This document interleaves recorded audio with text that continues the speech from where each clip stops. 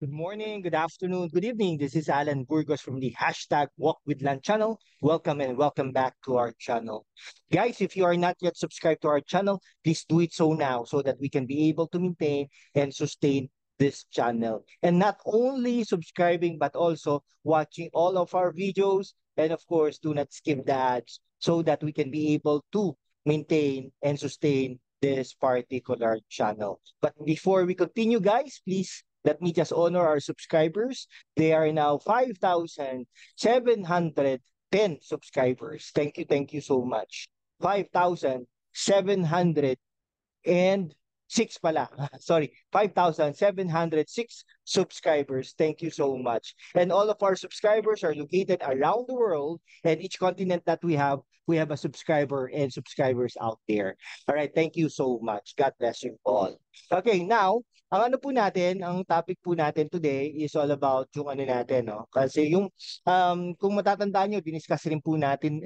Guys, ano pala, kung panonoorin nyo to, itong mga vlogs natin, videos natin, tayo po ang mga unang nagsisiwalat, or I mean, nagbabalita ng mga balita, no? So, yan. Okay? So, dito nyo lang, no? So, I mean, it's not an exclusive naman, but tayo yung mga halos nauuna na ibalita sa inyo, no?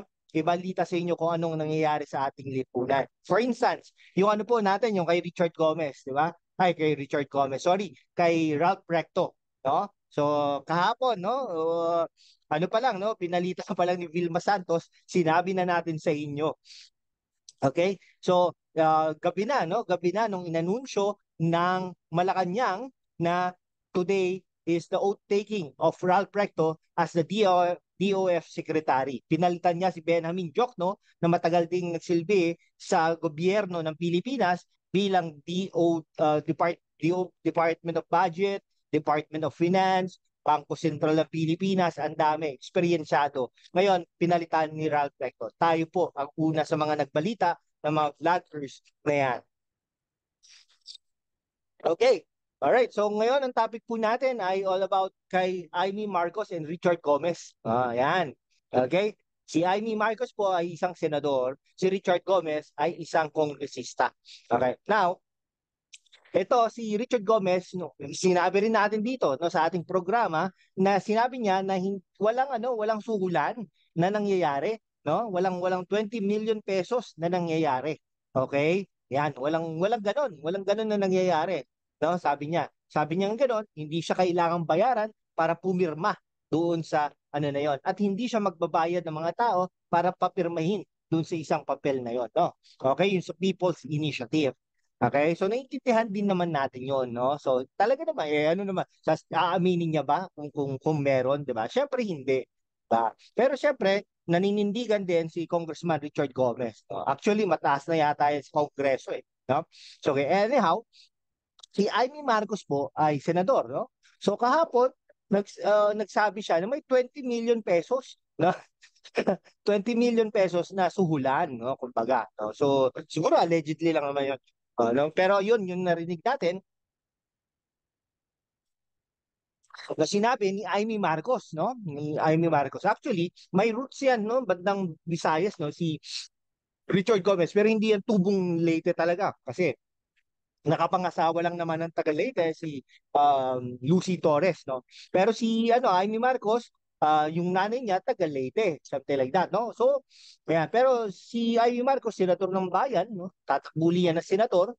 Tignan natin kung sino susuportahan ni Congressman Richard Gomez. Actually, si Richard Gomez, ano na rin yan kung pwede na rin tumakbo bilang senador ng Pilipinas yan siguro later on yan tatakbo. Siguro baka sa 2028. Pero dati tumakbo ito, no, party list congressman, natalo yung party list niya. Something like that. Okay? So hindi tingnan niyo hindi niyo akalain na magiging senador din si Robin Padilla, di ba? Siyempre much better si Richard Gomez, may experience na as mayor and then as congressman din. Ngayon, baka tapusin lang niya yung term niya, baka 2031 tumakbo yan bilang senador ng Pilipinas. Okay, si Amy Marcos versus Richard Gomez. Okay, doon lang naman sa 20 million, doon sila nagkakatalo. no? Eh, hindi natin alam kung merong mga ganyan na talagang suhulan, pero alam naman po natin sa gobyerno, 'di ba? Hindi kikilos yung mga yan kung walang ganon. Pero maybe not in actual money, but in projects. Pero may kaibigan ako no, nagsabi dati na talagang nagde-deliver sila ng contractor sila ha, contractor sila. Pero alam mo, nagde-deliver sila isang bulto ng pera doon sa likod ng kanilang trunk, no, sa kotse nila. Pero lahat 'yun, no, dinideliver sa isang congressman. Okay? Yan. Eh, allegedly lang naman yon, hindi naman natin na pero kwento lang naman niya. Okay? Yeah, something like that. So, yun, binigay sa kanilang project. Pero sabi, ROI naman daw agad kasi kumita naman sila. So, something like that. Okay? So ganun ganun pong kalakaran, no? Pero alam mo naman kahit gaano katiluya mga 'yan, no? Meron nga isang gobernador diyan sa Central Luzon dati, 'di ba? Kabait-bait, 'di ba? Pero talaga inakusahan din ng graft and corruption doon sa quarry naman din. Okay? Something like that. Putik talaga, no? So, kanino ka ba maniniwala, bayan, no? Mga kaibigan ko na nakikinig dito or nanonood dito sa atin, no, sa ating programa. Kaya ni Marcos ba na senador at kapatid ng ating Pangulo ng Pilipinas, okay, naging anak yan ni dating Pangulong Marcos, okay, versus kay Richard Gomez na artista, na dating mayor ng Ormoc, na congressman ng Leyte, okay, na asawa ni Lucy Torres. Okay, medyo mataas na rin sa Kongreso. Kanino ka maniniwala? Kay Jaime ba o kay Richard Gomez? Okay? Sige, bayan, paki-comment lang dyan sa ating comment section para naman marinig natin, no? Malay mo, may makabasa dyan sa iyong comment section ng ating mga opisyalis ng gobyerno. Sige, hanggang dito na lang po mga kaibigan ko. Maraming maraming salamat po sa inyo. This is Alan Burgos again from the hashtag Walk with Land Channel. Okay? Magandang umaga, magandang gabi, magandang hapon sa inyong lahat. Mabuhay po kayo. God bless you all.